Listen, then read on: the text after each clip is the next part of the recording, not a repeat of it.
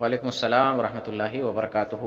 آپ نے مولانا طارق جمیل صاحب کے واقعہ کے بارے میں جاننے کا سوال کیا ہے کہ مولانا طارق جمیل صاحب کو کسی پٹھان عالم نے میسیج کیا کہ وہ روزانہ 1 لاکھ مرتبہ درود پڑھتے ہیں اور اکثر نبی صلی اللہ علیہ وسلم کی زیارت نصیب ہوتی ہے۔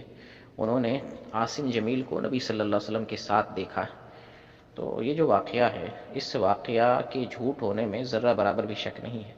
یہاں پہلی بات تو آپ یہ سمجھ لیں کہ بیان کرنے والا پکا صوفی ہوگا، اور صوفیوں کے یہاں نبی صلی اللہ علیہ وسلم کی زیارت کے تعلق سے جتنا جھوٹ بولا جاتا ہے، مسلمان کے اور کسی طبقہ میں جھوٹ نہیں بولا جاتا۔ یہ جتنے بھی دیوبندی صوفی ہیں یا بریلوی صوفی ہیں، نبی صلی اللہ علیہ وسلم کی زیارت کے تعلق سے عجیب و غریب واقعات اور عجیب و غریب خواب بیان کرتے ہیں۔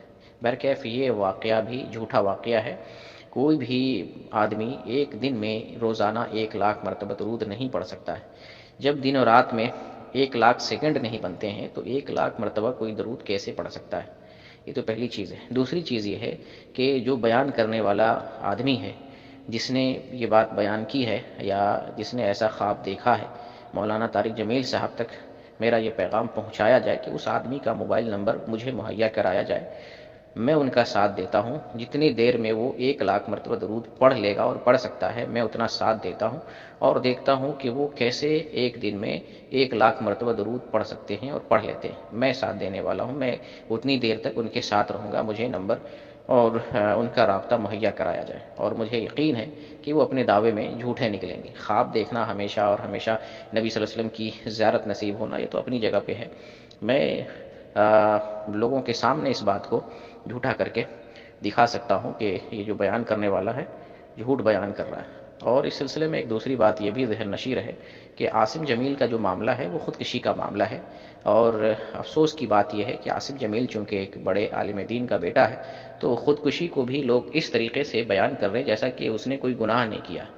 اور جب لوگوں کے دل سے خودکشی سے نفرت ختم ہو جائے گی تو لوگ خودکشی کرنے پر آمادہ ہو جائیں گے اور خودکشی کرنے کو کوئی گناہ نہیں سمجھیں گے۔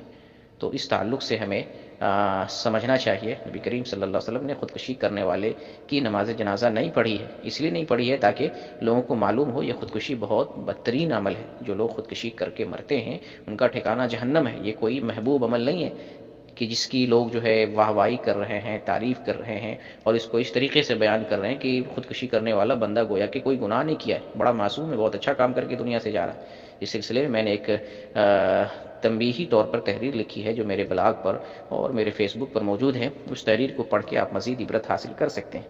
لہٰذا اس خودکشی کو اس انداز میں نہ بیان کریں کہ لوگوں کے دل سے خودکشی کی نفرت ختم ہو جائے۔ یہ ایک بدترین عمل ہے، گناہ کبیرہ ہے، تو اس کو اس طریقے سے پروموٹ نہ کیا جائے۔